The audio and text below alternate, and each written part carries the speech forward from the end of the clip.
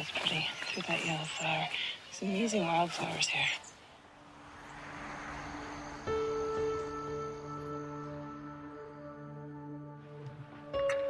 Is the haze working for you? Not loving it, but we're getting pieces of stuff that don't have haze.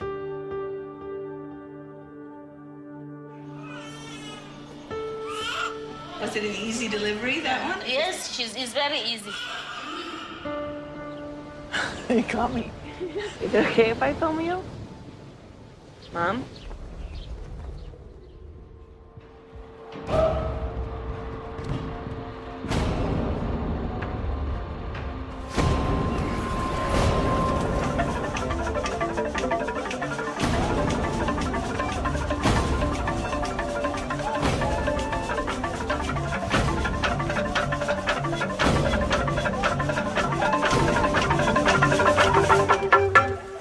Change the subject and ask if she was always such a great dresser. Kaže, jeste se uvijek tako fino oblačili, imali stila? Uvijek. Oh, jeez.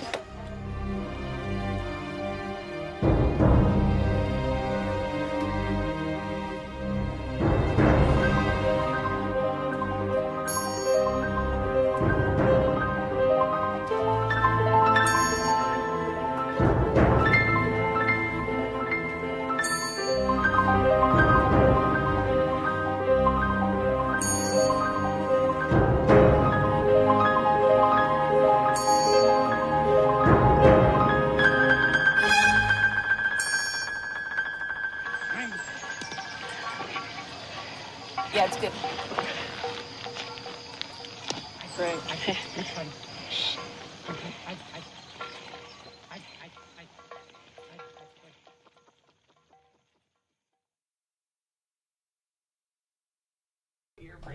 Interesting. Maybe you got a juicy one on your hands. Because normally to get to those places, you got to spend money and do illicit drugs. And yeah, exactly.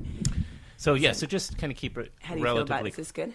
I think so. I'm going to put these. Do you want headphones? I love headphones. You do? It makes me feel, if you have an extra pair. If you don't, if you don't have a I splitter. do. Actually, what I do, it's so rare because you don't hear people say that. It's fun for me. I'm in the world with you. I like it. Oh, good. Yeah, I like it too. And then you can also hear what I'm hearing in terms of how far. Yeah. But I never push it because I figure it's my job. Yeah. I might go like this. Well, for years of shooting, I would not wear headphones, and finally, my sound people mocked me so much that I was like, put them on. I was like, we're making a movie. That's funny.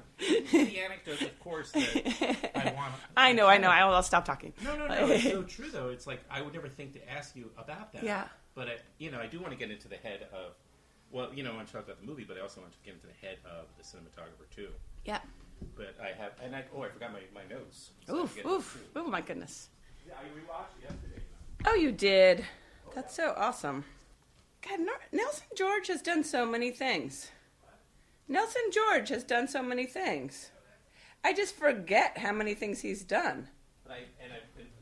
He's actually somebody. That book, I think, is what put him on the map. Yeah. And so, but look, he's got novels.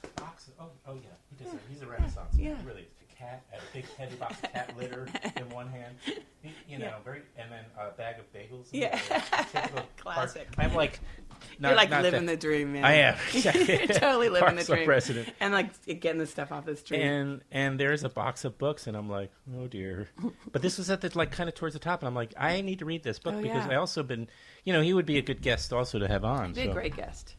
Well, and so interesting to think. It's interesting. I feel like now you've got all these people who are sort of Teju Cole and whatever, who are getting this really wider level of respect, being black critics talking about stuff, and it's like culture this feels critics. Sort of like he was ahead of his time a little bit. Yeah, you totally, and 1998. Obviously he connected with the zeitgeist. Yeah, he's been around a really long time. Yeah, even though you think, this guy must be 35, he's probably like 55. I think he's 60. You think he's even maybe 60? Yeah, I do. That's incredible. You should do a podcast with Judy Karp. She's like the sound woman who's done every movie, including tons of ones that I've worked on. She's a sound person. Oh, and okay. She's, totally. Yeah, and but she's gonna retire eventually, and maybe she'll give you all her gear. Oh. Yeah. Well, if the Kickstarter doesn't work out. Oh, thank you. I appreciate that. Yeah, then I'll have to take extra hand-me-downs for sure. Yeah. Well, I just need new mics, and I need. Oh, that sounds good. Yeah, it sounds good. Yeah. couple of thou for hiring somebody, even if it's just for 6 months or however I got works. an assistant this year, and it's been so interesting, like how much more effective I am. It's like, because I really couldn't do it by myself. But and you were trying to. Yeah, I've been trying to for forever, and that's great though. Yeah, it was fun. Yeah, I don't know if I can keep her, but it's been a good time. And also paying people's key. They continue to call effective people interns. Right. No, I mean, I think after a while, you're just going to either have labor that is not really as effective. I mean, you can hire somebody really great. By paying a little money, you get like a real assistant. You don't have to call them an intern, right? Exactly. Or an associate. Or no, I'm all about paying everybody for their work, because I know how I feel when I'm working unpaid, and I'm resentful. It's like a low. Even if I've let myself get into it. Yeah, exactly. But even there, you should get a little something. So I'd like to get some money together for that too, because I definitely do want to bring it up. Like, just my goal is just to get. I'm sorry. Do you want to sit over there? No, more comfortable? I think I can do it. Okay. The other thing is like just to reach out to all of the film programs at different schools. Yeah. That's my audience right there. That's a generation of my audience right there. Thousands of new listeners from all the different film programs around the country. It's a no-brainer, but it's how much time and effort is required to do that work. So these are the kinds of projects that are on my agenda for 2017. Sweet. So sustainability. So when I ran into you at the Criterion the second time, that was at that election, the day after the election, with Michael and Laura and you doing that. Yeah. What must have felt like a surreal evening. It was. I was going to ask you what it was like for you, because it was sort of out-of-body experience. It was. We were so emotionally prepared for something different. And I was to be there with the two of them made it was a heightened surreality to it, right? I guess. I mean, I don't know what the nature of your relationship with those guys are, but I mean, it's interesting with Michael. He has so much going on that I see him very infrequently. But since Cameraperson, it's been interesting, and I've had a number of really powerful moments of connection with him. He didn't know what clip I had chosen for the film. He had just given me carte blanche. And he saw the film for the first time at Sheffield. And when was that? It was in the UK, and it was early in the summer. And he hadn't seen the film and didn't want to know what clip was in the film. Before he saw it, yeah. Yeah, and he spoke from the audience in the Q&A in this very emotional response. And basically, and who knows, what he said was that it hadn't occurred to him how much was accumulated inside of him in relation to all of the stories that he had taken in and all of the time spent. And I think it kind of hit him like a ton of bricks watching the film. Oh, I see what you mean. There's also a moment... Because he's hurtling forward at all times, right? There's no moment to slow it down and to really allow things to really sink in. Yeah. And so, and it caught him off guard, because was it in your film, Cameraperson, directed by Kirsten Johnson, and compiled and edited in Cinematographer. But who was it describing this thing about? It was Velma. Yes. It was Velma, the translator in Bosnia. Is that what you're thinking of? Okay, sorry. No. Sorry to beat you. It was the guy. It was the guy in your film who was describing the sensation of crying. No, that was Keith Forsyth. Keith. From 1971, directed by Joanna Hamilton. Oh, okay. Yeah. That's a great documentary. But he's describing this sensation of getting emotionally caught off guard. And what that's like, and how you don't feel sad. It just comes out of nowhere almost, and it's this overwhelming sense of emotional. Yeah, and it's a moment, and you start to cry from the memories, and as he said, cascading, which was the perfect way to describe. It just sort of washes over you, and the next thing you know, you're just blubbering. Yeah. I've had that way too many times in my life. Well, I mean, I think in some ways it's the way violence functions. You never quite see it coming, and then you are overwhelmed by it. Yeah. And, it's interesting. The other night I met a man who was a Vietnam vet, and he said, wow, there are a lot of people with PTSD in your film. And I said, who? And he started naming different people. And I said, at what moment did you think that or understand that? And he said, oh, you can see it in the eyes. Yeah. Oh, he could relate. Yeah. Oh, yeah. Yes. But you Wow. know, that moment with Keith Forsyth was so interesting on a filming level because Joanna had this brilliant idea to make a mock-up of the practice. It was like basically Keith, when he was trying to imagine breaking into the FBI offices in 1971, had made this wooden little sculpture that had all kinds of locks in it, and he would practice picking locks. Oh, yes. And that's right. So Joanna had it rebuilt. And she'd had him describe it over the phone, and she rebuilt it. And we came to his house, and Joanna started to take it out of the bag to show it to him. And I said, no. Let me get the camera going. Because, I mean, that's one thing I know. Is like, if you got to be rolling in a moment like that because you have no idea what the sudden sensational impact will be. You know, you haven't seen that thing in the 40 years. And when you see it, it's going to do something to you. And it did something to him. And what was interesting was that when Nels Bangerter, the editor who worked on Cameraperson with me, and I were looking at the footage, in the footage, I keep saying, I saw you, I saw it happen. And he had this really strong emotional response. And then we kept going back into the footage, and there was nothing to see. And we realized I had heard it happen. It was something that happened with his breath. Oh. That I knew it was really hitting him hard. Yeah. But I thought I had seen it. There was nothing to see. And then it's this interesting thing to then just watch him describing it after the fact, and that's still having quite an incredible impact on the viewer. Yes. To see him, because you're not witnessing him actually doing it, but you hear, he's evaluating. That's right. His having had that reaction to the key. Yeah. That tangible thing that brought him back 40 years. Exactly. And I think that's what's so interesting about how each of us as humans find ways to cope with these moments that hit us too hard. Yeah. And obviously some of those are denial, compartmentalization, some of those are intellectual, some of those are displacement. There are all kinds of ways that we all cope and find strategies and even sort of trickster ways of dealing with emotion that is too much for a human being to take.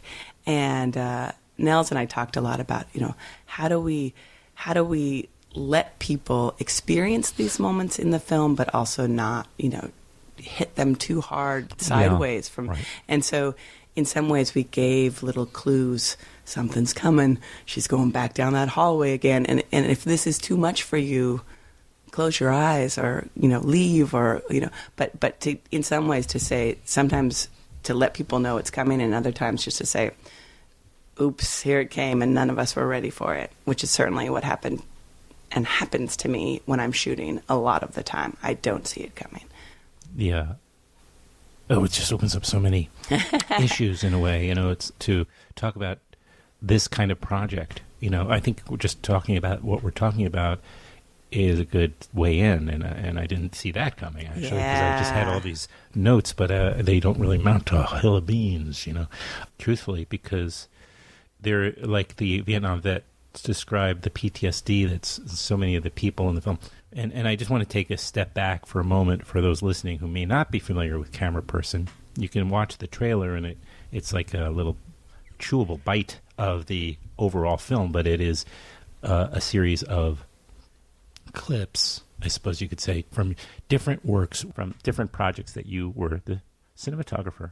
And I reached out to all of the different directors I've worked with over the last 25 years and asked them if I could have access to material that had really marked me. And so in that quest, I found all of these different scenes that we put together without voiceover to describe the life of a camera person. There's a nice cat who's arrived on the scene. You're never sure what this is Sam. You're not sure what she's going to... She's not the kind that will swipe at you.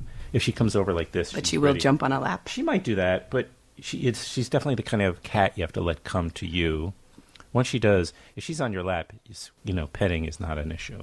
Okay. And she's definitely checking you out. I'll just ignore her for now. She's checking you out. Yeah. The more you do that, the more intrigued she gets. I know my games. So obviously, I'm going to guess most of your colleagues agreed. These were clips that were not used in their films. To a great extent, yeah. To a great extent. The Derrida clip, for example. Is, which one? The Jacques Derrida Jacques Derrida, yeah. a film you made in the early part of the it was, century. Yeah, exactly. Right? Back in the 20th century it was made. Oh, was it in the 90s? Yeah, it was made in the 90s. Oh, okay. Yeah. I thought it was the early 2000s. No. I lived in the 20th century. You and me both. It was a great time. But that clip, for example, is exactly as it is in the film. And then most of the other clips are either they roll beyond or start ahead of what was in the film, or some things were actually never. Well, in the clearly, film's right. There's sometimes clearly you're sort of just turning on the camera, or turning exactly. it off, or trying to get. And that's we search to keep a lot of that in, to just keep reminding the audience that there is a person there holding the camera, and who happens to be me.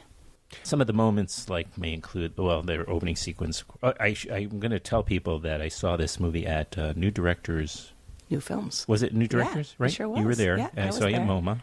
And then I brought up that post-election evening, which was supposed to be I imagine, a conversation about Cameraperson and about your relationships with the three of you, but turned into something of a triage. It was the day after the presidential election, and Michael Moore and Laura Poitras joined me for a conversation. This is Criterion, and one of the reason I bring it up again is because they handed us copies of Cameraperson because they're distributing. Janus Films is distributing the film, and so I was able to just put it on yesterday and rewatch. So when I describe these moments, they're fresh in your mind. They're very fresh in my mind, and I'm really grateful that I did do that, because I think that's, there was really no other way I would have remembered quite as much. People talk about having very different emotional experiences every time they see it. Yes. Because it has, it's very fragmentary. Yeah. And so I think depending on your state of mind or what you have experienced or haven't experienced, different things hit you differently. Yeah. It definitely benefits from a second watch, for sure. So wait till the third one. That's when it really explodes. I'm just remembering, and I'm grateful that you brought up the PTSD aspect of it, because definitely there are, in that you embed yourself, I guess, or infuse yourself in so many projects that are political. Mm-hmm. It's not such a surprise that you're going to meet women in whether it's Liberia or Darfur. Yeah. Was it Nigeria? Where the it's in Kano, Nigeria, at the Muhammad Murtala Hospital. At the hospital, where I guess she's a nurse. Yeah, she's a nurse midwife. Who's delivering babies, and she seems to have PTSD. Yeah.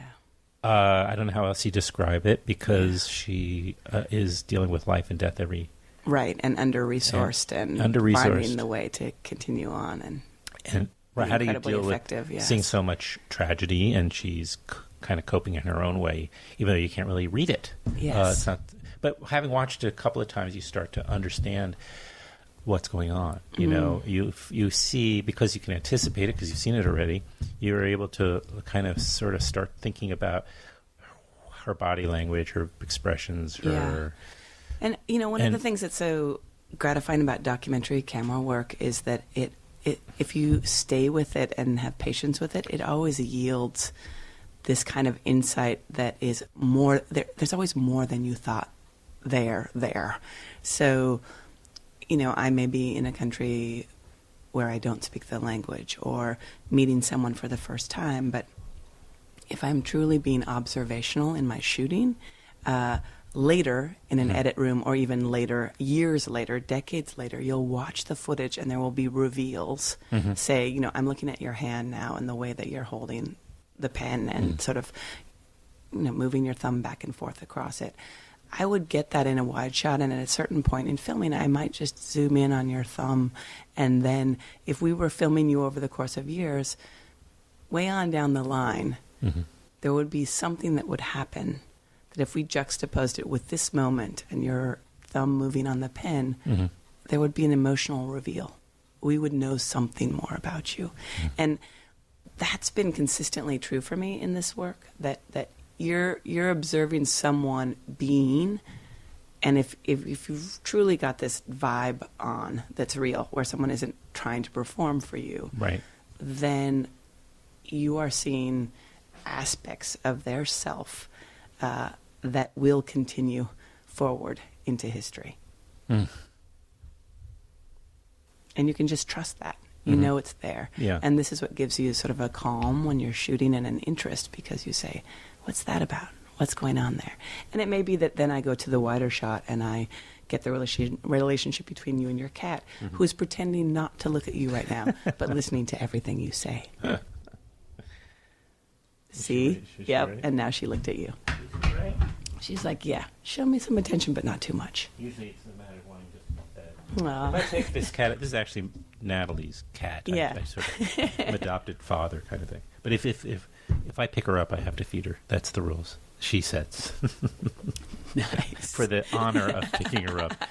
I just want to also, like, just so people have a sense of this sort of collage. I don't want to call it a montage. That's completely misleading. Yeah. But it feels like, and also the multiple, I skip around sometimes in my head as things, and then I can edit a little. But and also watching it multiple times now, it just sort of coalesces in a way that, because you're not sure where you're going each moment, and right. so you're interrupted, and then you're back. Yeah, but then right. you start to feel a sense of it's accumulating into something. Yeah. Exactly. Yeah. Well, and that was, we searched for many ways to translate what I experience. And certainly one of them is dropping into something I don't understand and then being pulled from it. And so that sort of randomness, or there's, you're going from one place to another, you're in Bangladesh, no, you're in Ohio, that back and forth that I experience. We wanted the viewer to have a sense of that, right. And then suddenly to realize something was sort of gaining on you, which is certainly what I've experienced in the process of making this film, is that, I've traveled to 86 countries in the world, and at a certain point you start to see systems. Yeah. And things, where it would be that you would come to a place and everything would seem new. Suddenly you're saying, it sort of slots in, and you understand the way corruption works in this place, or it slots in and you understand how, poverty affects this particular woman who's trying to have a baby in this place. And it just drops in. And sometimes the weight of it is just staggering. Yeah. And you're carrying that around. It's a responsibility. Yeah, because, Isn't it? Absolutely. Because, the fact is, we who have the capacity to get on planes, go places, leave places, that's a power, a privilege, right? We who carry cameras, and now I would say everyone who has a phone in their pocket is a camera person. That's a privilege to have that. Citizen journalism. Yeah, I'm saying that ironically. I do love the global citizen. I do love the sort of that idea that we are all of this world, and that we all are observers and have the capacity to make work that will remain beyond us, or that will illuminate something that we didn't understand. And it's kind of a weird, contradictory thing to say, but I do feel like Cameraperson is that for me. Cameraperson illuminated something I didn't understand about myself. I don't recognize Cameraperson. It doesn't look like a movie I would have made. It's very unfamiliar to me. Oh, that's in kind its of cool. form. It's so cool. Yeah. In every way, I don't recognize it. And it's so embraced. I mean, Well, that's been really fun. Yeah, it's been shortlisted for Guts, by the way. Madness. And then we meet the Bosnian family who kind of bookend the film. There's those moments, just accidents that happen. I don't know, when you're pointing your camera in Missouri, there was all of a sudden a strike of lightning. Which I'm assuming you didn't set the camera up to try to catch lightning. I was trying to catch lightning, and it kept eluding me. Yeah. And so, I would frame, and then it would strike just outside of the frame. And I was like, come on. on, Yeah. And of course, we needed to get back. The light was failing. No one really wanted a lightning strike except me. And so the director's antsy, and you're just like, but we're going to get a lightning strike. We finally got one. It's like trying to film birds or wind. Sure, or, right, of course, or the cat. You Yeah, take a picture. exactly. It's what the cat's been looking at me for 20 minutes. But if I take the camera out and I point to the cat's going to look away. Yeah. It's like knows it's like a celebrity. Yeah, doesn't want you to have the right. shot. And I do love that. I do think that there's like There must sort of be magical something there. trickster power to the Exactly. subject avoiding you. Yes. And then there's some very difficult scenes of the two towns of Jasper. Another great documentary. I'm just describing so people get a sense of what we're talking about. Yeah, there's a real here. range. There's a real There range. is. And then the scene with Michael Moore we described where we didn't really describe it, where he's talking to a soldier who is just telling him that, answering his question about whether he would go back to another tour of duty, and saying that he would refuse at any cost. Well, and what's amazing is that that's Abdul Henderson, and I hadn't seen him since we filmed him in 2004, and I met him only a couple of months ago, and I had sent him a copy of the film and gotten his permission to have his image in the film. But I hadn't met him, and he basically he ended up telling me that he made the decision not to go back to Iraq in the middle of that scene. He had spoken it to no one, which is, it's a really serious thing. He was still in the military at that moment, and for him to say publicly that he wasn't going to go back to Iraq is, a life-altering sentence. Oh, it is. Totally. That could be the moment that defines his life. And he did it in that moment. And none of us knew it. We thought he had done it before. He just didn't know he knew it, maybe. Exactly. But maybe Michael Moore gave him the strength for that moment to crystallize, because, he was just like Michael Moore's here. It's safe to say this. That's right. And that's what I'm taking from that. I think what is true in that is that there's so many interesting things in that. That ended up being true. Because he said it in that public platform to Michael Moore, and because Michael Moore is, in fact, an incredibly responsible person, Michael backed up that moment with offering contacts to lawyers, and Abdul reached out to them. Oh, great. And then Fahrenheit did what it did. It premiered at Cannes and had this big public presence.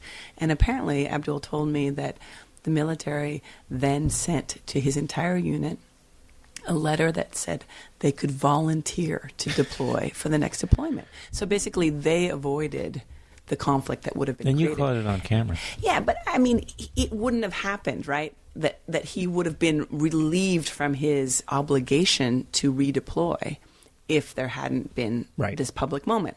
Right. But that's not always true. And I think sometimes people think, because I'm being filmed, because I'm being recorded, I will be safe. And I think we're entering into territory where we know that's not so true anymore. Oh, absolutely. Yeah. I mean, let's face it, even the people that are supposed to protect us are on camera killing people for some reason. Yeah, no, I mean, Michael Moore, if you think about it, does he understand that? Has he slowed down enough in the moment to understand the complexities of what we just described, that he... Right. That was him. Yeah. If it was, I'm sorry. I think it's kind of too much to take in a certain level. It's too much responsibility to bear. Where will it bring you if just knowing that? You got to just continue onward and just. But that's kind of what happened with me with this film. Yeah. I was continuing on, and this film was a reckoning for me of much that I had not just looked at hard. Mm-hmm. Does that make sense? Yeah. Yeah. You're looking at me hard. No. Like, I'm also thinking. I was wondering if there's then, as you described before, there's jarring moments where you're working. You're in these extremely intense spots, locations, doing incredibly intense work, and then it ends in maybe for the moment or for the film, and you go home. Exactly. And then. You have to calibrate accordingly, and then we see something that is possibly the most intense of all, which is your mother's dementia, which you caught in this very important phase where she's on the precipice here. It's incredible, because I remember that with my mother too. So it especially resonates, and I've talked about this a couple of times on the conversations. What was revealed to you by your mother's Alzheimer's that you didn't know about her? Anything? Well, about my mother as opposed to our relationship? Either. Because one thing which sounds cliche, but I'll start from here, is that all of the complexities and the baggage and the resentments and all that stuff does just disappear, or at least dissolve away, because you're seeing your mother in this vulnerable place. So vulnerable, yeah. So vulnerable, going from being your caretaker to completely unable to take care of herself. And so, I just let it all go. It's strangely freeing, isn't it? It is so freeing, yeah. And there has been no struggle, the cliche about she wants your lap. Yeah. The cliche about there's the disappointments and about that's something about never having resolved and having those things, or trying to have that conversation. It's okay, because we know, and every time, even though she doesn't know my name, she doesn't know who I am in relation to her, one thing I know she does know is that she loves me to this day, and she'll say it. Yeah. So all she can kind of say, more or less, is she'll say, "I love you." Oh, that's fantastic. Yeah, it's her, because that's kind of the loving person she was. It's so. What I found so extraordinary about it is the way that you learn how many different ways a person knows you and loves you. Yeah. So we have one moment where I was stroking my mother's hair, and she said, "Oh, has Kirsten gone?" And I said, "No, I'm right here." And she said, "Oh, that's so funny. Your touch was reminding me of you."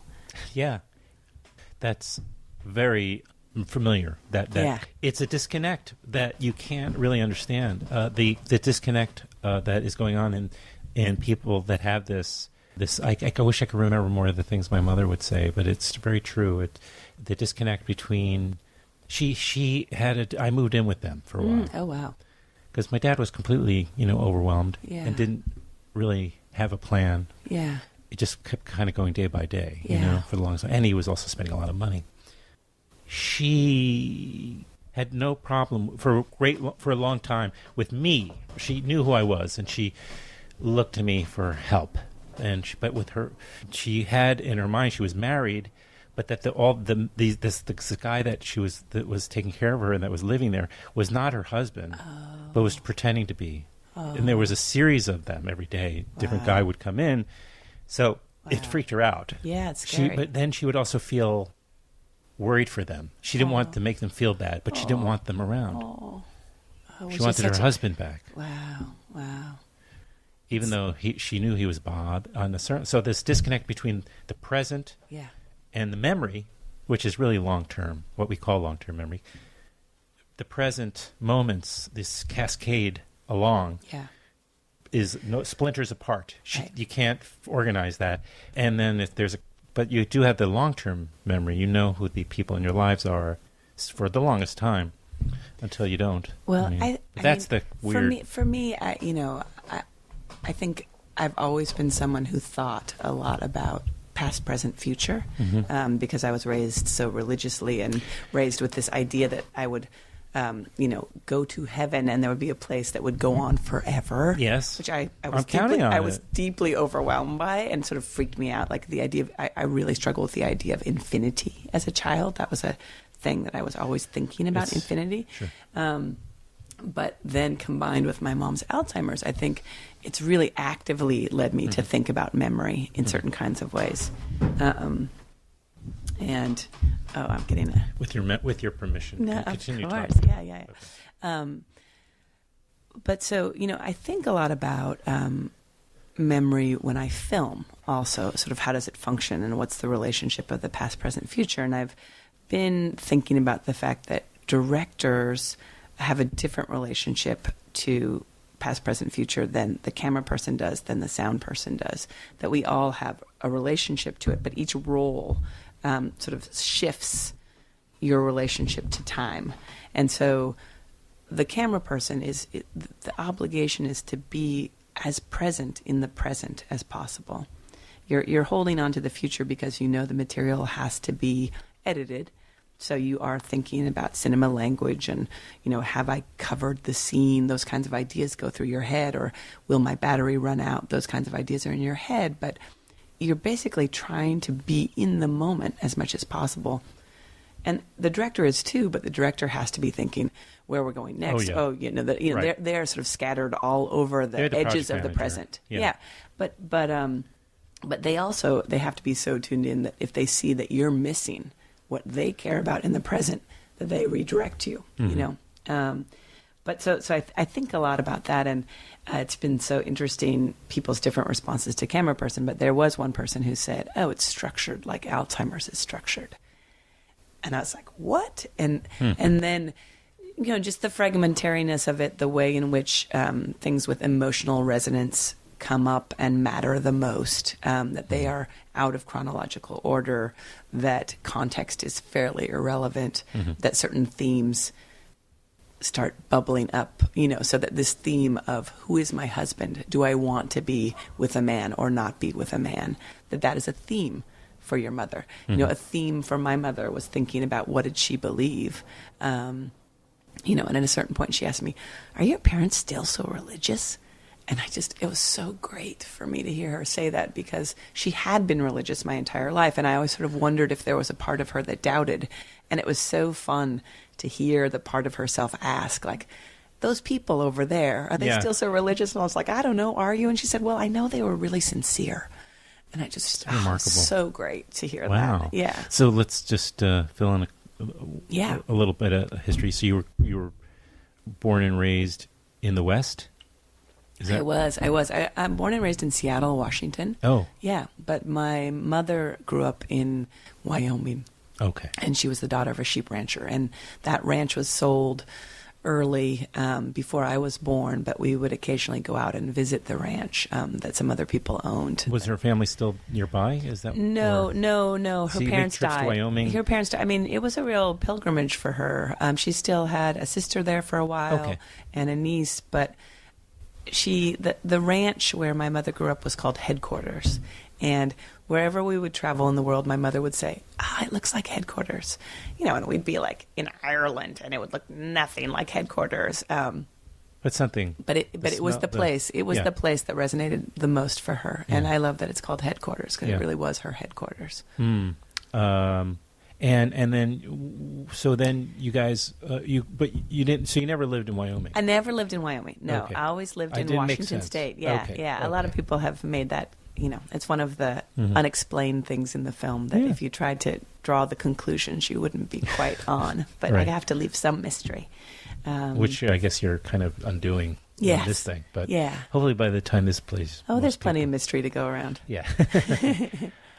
And so when did you come to New York? I came to New York late. I mean, I basically grew up in Seattle, went to the East Coast for the first time to college. I went to Brown University. Oh, right. And after Brown, I went to live in Dakar, Senegal. And I lived in Senegal for 2 years. And then after that, I went to France, where I went to film school. And I lived in France for 7 years. So I didn't come to New York until the late 90s. Mm-hmm. Where'd you go to film school in France? I went to La Femis, which is the French National Film School, and I studied cinematography I think I knew this. There. Yeah, yeah, I forgot. It's in the KJ mythology. So curious. I know there's other stuff in the mythology. We'll maybe just touch on if we get a minute. But and then you started to make documentaries. How long after you moved to New York? Immediately. Was there any other option for you? I mean, I had failed at making a fiction film, and it had been really devastating emotionally to me. I mean, I came with a film that I had shot, a film called Foreign Body, which I had shot over the course of a year in France, and I was trying to edit it and not succeeding, and I came to New York and met a friend who is still a friend named Yasmin Amatai, who was at that time an assistant for Scorsese in the edit room. And she and I tried to solve the puzzle of this movie that was deeply unsolvable. It was just one of those productions that never made sense, and we couldn't make it make sense. But I was really emotionally hit by the failure of trying to make a very ambitious fiction film. It was, it was sort of a science fiction, timeless, and dozens and dozens of people in it and dozens of locations. This sort of epic project that I had undertaken in video, a little bit a la Lars von Trier, 2 years before Lars von Trier, but I was out of sync with lots of what was going on in the world, and it didn't coalesce. And I felt like I'd let so many people down. It's a lot of. It's just such an incredible, and I think in filmmaking we're so aspirational. We so want to make these epic. You're like, Apocalypse Now is the film I want to make. You're a 20-year-old who's barely experienced anything, but you're imagining you can make Apocalypse Now. Sure. And so I had sort of done that, and was really just exhausted by the weight of failing to make that into a finished film. And someone who I'd met and loved in college was James Forman Jr., whose father was James Forman, the civil rights activist who was the executive director of SNCC, which was, this voting rights organization. And he had begun to work as a public defender in Washington, D.C. And I was really compelled by, that little thing called the mass incarceration of African Americans that was happening in the 90s that, was so shockingly, horribly wrong, and so clearly so horribly wrong, that I thought, okay, let me make a film about this. Let me follow James for a year in his work with juvenile offenders. And that was just, it was so compelling. I mean, that's the thing that happens to me when I film, is suddenly you want to be a public defender. Suddenly you want to be a surfer. Suddenly, you're so compelled by watching people doing what they do at the height of their game and the way in which they are committed to it, that you want to be in that world and do that. And so that experience of the taking away of the anxiety of the responsibility of directing, even though I was directing, because it was all real. You're not asking actors to be a public defender. They are public defenders. That just caught me up immediately in fascination. And I worked on that project with Katie Chevigny, who is part of Big Mouth Productions and who at the time was partner with a woman named Julia Pimsler, and they just started Big Mouth Productions, and we all started making each other's films. So I shot Julia's film. It was like a collective. We all changed roles, basically. Right, I understand. So you did direct. So that was my first film. So I came and directed, and it was on HBO, and we went to Berlin, and it was a real film, right? And then you were in demand. And then I was in demand, and then I was compelled by all of these other projects because, I would never take myself to China. I would never take myself to separatist Christian cult in Alaska. Yeah. Predisposition because you'd spent time in Africa and in Europe already. So clearly you I love to travel. Yeah, love it. So somebody says, I want to go to this place, and you say, really? You're taking me to Myanmar? Okay, I'm coming. And, since we brought it up, the another aspect of Cameraperson is this, you may be in Brooklyn, you may be in some small town in Bosnia or wherever. There's a leveling. Yes. Which is very nice. And everything then feels closer to you. Absolutely. Less distant. Everything feels a little bit more familiar. Everything's and personal. Universal. And Everything's personal. Right. Exactly. Yeah. So it's a nice takeaway, I guess, from it. It really feels, this film, you get that sensation. And again, having just seen it more than once, you begin to figure these things out or how to articulate them in a way, which is...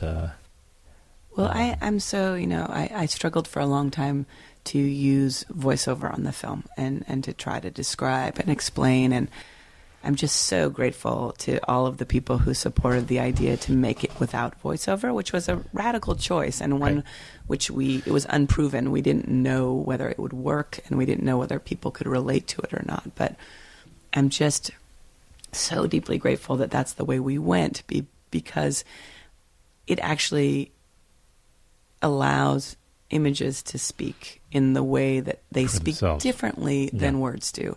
To have sound impact us emotionally that is different than the way words impact us. You ever go to a foreign country, and there's two types of visitors. There's the kinds that hire the tour guide, and there are the types that go on their own. Not to say you can't occasionally do both, but I'm trying to make a big Well, sound smart here for a moment. Billionaires are so over, my man. I'm trying to make trying to make a sound smart here. But when you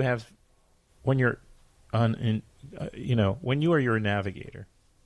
Well, it's very different. Well, the third way I would say, which is when you're there working, which is what why I have gone and shot in so many different places. It is so extraordinary what working in a place allows differently than being your own guide or being I'm a not tourist. talking about you. Right. I'm talking about the viewer. It's all about me, baby.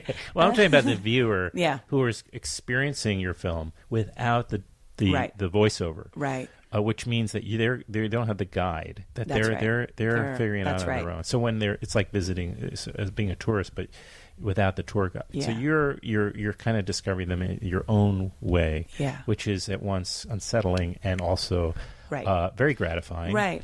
Yeah. And I do. And by the way, it's not like there aren't street signs. You have title cards, which a few road maps. Yeah. Absolutely. Where you know where you are, sometimes with whom. It's absolutely, helpful. Absolutely. Yeah. I mean, we definitely didn't want people to be lost, but we did want people to experience those feelings of dislocation and the necessity of being nimble on your feet. Mm-hmm. If you are in a place where you don't know what's going to happen and you don't understand the references, then it all becomes more acute. It's all heightened, which I think, as you know, in some strange way, having lived through the Alzheimer's of your mother, there's something very acute, heightened, and certainly we all know, those of us who have lived through the death of someone we love very much, the period of time around the death, everything is crystalline and heightened. That incredible book of Joan Didion's, The Year of Magical Thinking, I think it's one of the rare,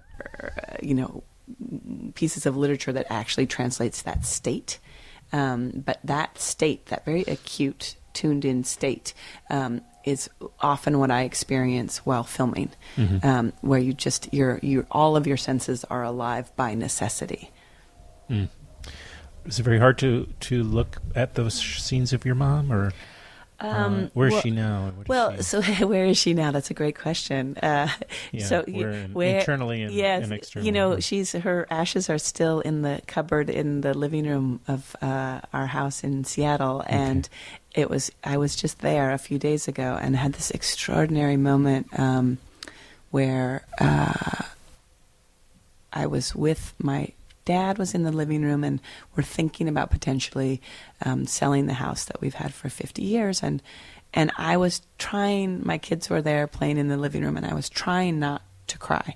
But I really felt overwhelmed by the loss of this place that is, so meaningful to all of us. And I looked across and saw that my father was also trying not to cry. And then that did it, and I just had just one very small tear going down my face. And Viva, my daughter, came over and started brushing my hair. And she's never done that before. And it was so in the space somehow of the chain of my mother. The scene in Cameraperson is of her talking about how my hair needs to be brushed, brushing my hair for me while I am filming. It's a theme in our lives, like we were talking about the themes, that you found with your mother, but that way of comforting, the story I told you earlier about me stroking my mother's hair, it's an idea of how you comfort someone. Mm-hmm. And somehow my daughter knew in that moment to comfort me, even though she couldn't understand what was going on. And this is the kind of thing that I love about life and that I find expressed in documentary work much of the time, this sort of magical, how does this person know to do that in this moment? Because it helps. As I stroke the cat. As you stroke the cat, which allows you to stroke it to give you comfort too. Yeah, that's right. Exactly.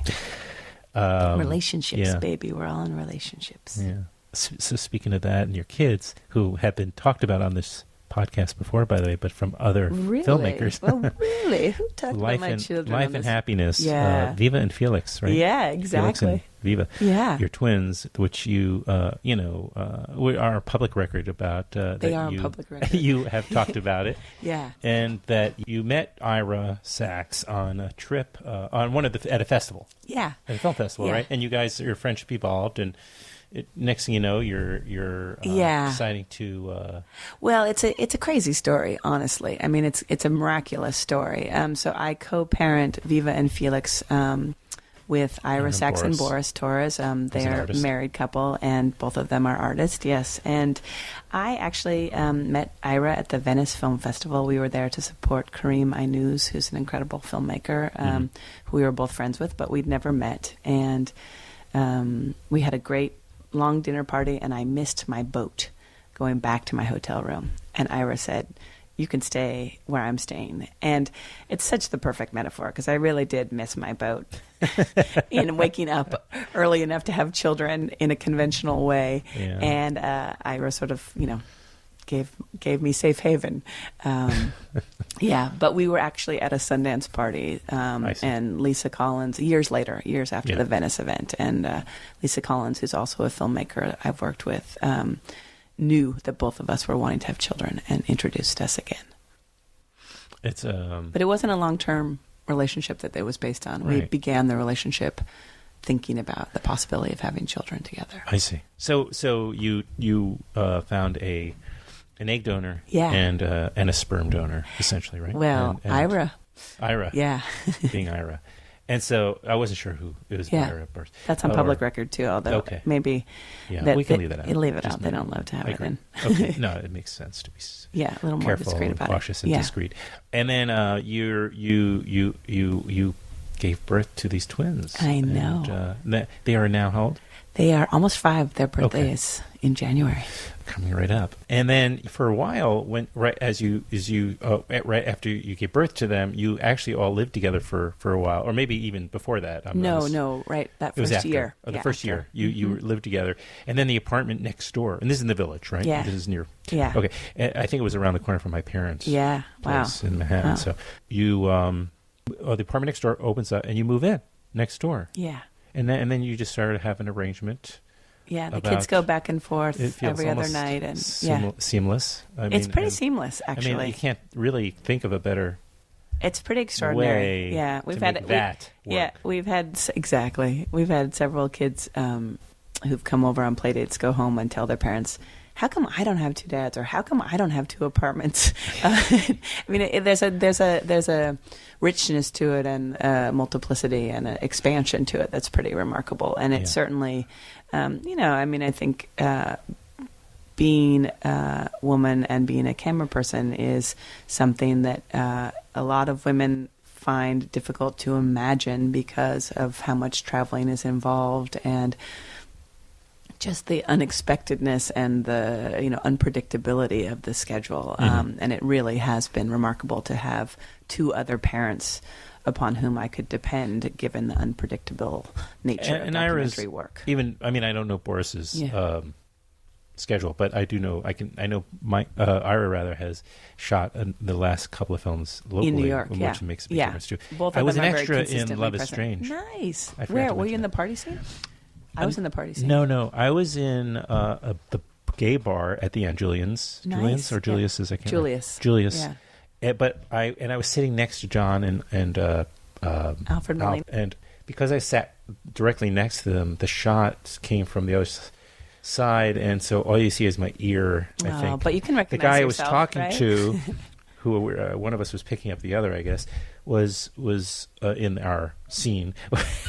Was completely visible. So had I been sitting on the other stool, I would have had that scene. Do you regret that? No, I don't. I absolutely do not, because I sat next to them, Albert and John, and I heard their dozen takes and how incredible both of those actors are, and how every take was just so great. I mean, and I'm not exaggerating. It was just great to watch these two guys, these veterans, keep doing the scene, and just to get that close of a. So I was, even though I wasn't in the shot, I still had. I was there. You were there. I was right there watching these two pros. It was fun. And then at the very last penultimate scene where John they're walking to the subway. In fact, Alfred is walking John to the subway. They kiss goodbye at the West 4th Street subway, and I think it's John goes down the steps. I can't remember who it. I haven't seen it in a while, but I'm walking right. I walk by. Oh, and so you can see, in the background me walking. So as if being an extra, that was very gratifying. And then of course, you learn that John's character dies, and then there's the last scene. That in that film, it's a great very emotional. With the young boy and the painting that he comes in. So that has to be a great, because then you have, it worked out if you have to travel. But I was thinking, even if you're going off to some foreign country, the world is so much closer together, and it seems, you're not going for months at a time. You're talking about exactly. You're usually, I'm sure, maybe gone a week at the most. Yeah, but I mean, these things are difficult for all of us as adults to negotiate with parenting. I got a call from my ex-wife, while I'm here, because we're figuring out the next few days with our son, who, it's complicated. And I'm living with somebody, and exactly. So the other thing I was going to bring up, I don't know if this will make the podcast, but I think I might have mentioned in an email, is Ira's sister, Lynn. Yeah. So I don't know if I hope you can come on February 25th, if you're in the city, to the screening of that film. The screening of her new film, Tip of My Tongue, which is going to be. I don't know your age. I'm not asking, but it was 51. The subject. Okay, perfect, because we're the same age. Yeah. It's all about these different people who turned 50 and where they're at. Like looking back, so it kind of deals a little bit with what we're talking about in the past, but very much about the moment and where we're at emotionally in our relationship to our pasts, which we always have, because we are nothing but a collection of moments of our past. But I have no idea what to expect. I don't know how much I'm in. I don't know. I just know I was one of the subjects, and I don't really remember what I said anymore, because it was like a year and a half ago. Right. But I'm very excited that it got into Doc Fortnight. I know, and it's the closing night film. Yeah. So she's a really interesting filmmaker. Yeah. And I think she's always worked around ideas of memory and family. And it's interesting, I gained all of this family in this arrangement, and I didn't know Lynn's work before, and so it's been wonderful to discover it. I really liked her. And Mark, too? Yeah, Mark Street, her husband, is another. It's just a world of people making we're all the things. same age, and I went to Bard at the same time that Mark went, but we didn't know each other. Oh, interesting. Interesting, yeah. Well, a Cameraperson. So it is let's wind it down, Let's I guess. wind it down.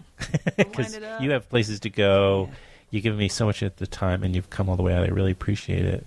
It's been better than I could have expected talking with you, and really, it makes me, I'm wondering, why do I keep doing this?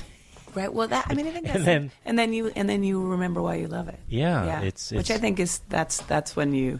That's what the work gives, and that's what I rediscovered in the editing of Cameraperson.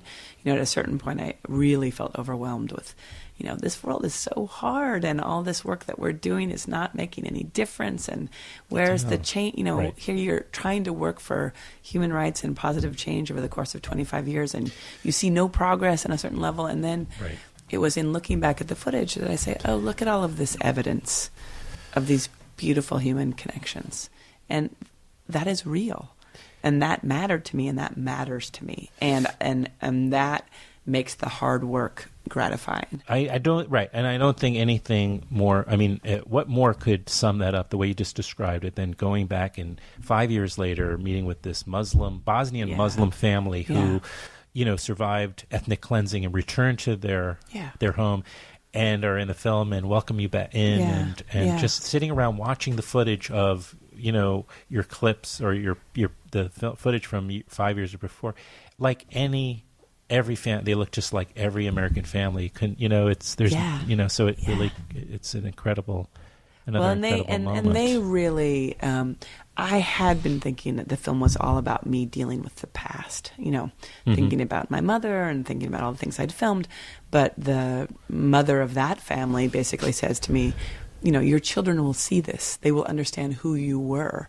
And it was literally in that moment that I realized, oh, this film will exist in the future. I will not exist at some point, but the film will exist. Yeah. And that was incredibly just thrilling to realize that it was, it had this momentum. And she gave me that moment of, yes, I am doing this, thinking of who my children will be, of what the future will be, and that there will be some evidence of what we of this generation lived through and who we were. Mm-hmm. There's a whole other chapter to the fact that this is distributed by Janus and the Criterion Collection. It's going to be on the Criterion Collection, which is pretty remarkable. But that's where you will see it. Is it on Filmstruck or is it going on Filmstruck? Yeah, okay. I think it's going to be there. Yeah, which is the new Criterion streaming service. So it's already had theatricals. It's now going into. It's been through the festivals. It's been. Yeah, well, actually, IFC is bringing it back for the Late Show for the next couple of weeks here in New York. Oh, yeah. Great! Yeah, isn't that That's amazing? Perfect. I know. So wait, starting December 30th, it'll be playing at 10 p.m. Okay. So we can spread the word on. Oh that. dear. Yeah. Okay, so what I'm going to do, I wasn't going to post till before the new year, but what I'll just do is I'll post immediately. Just say a little hey, shout out. Oh, I'll totally spread the word, promote, but I'm going to put the show up. I think this will be the first show of the new year. Oh, that's exciting. And we'll take advantage of it. It's going to be at the IFC Center for how long? It's going to be at least for a couple weeks, I think. Yeah. That's great. Depending on how many people go see it. Exactly. Hopefully, right, it could be there for a while. That's great.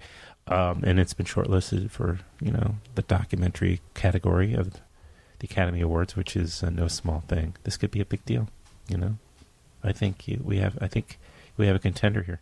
No comment. No comment. Wise. All right. Well, we'll sit down at some point again and look back and see where we'll do the past, present, future thing all over again. Exactly. Right on. This has been great. Thank you so much. Thank you. Yeah.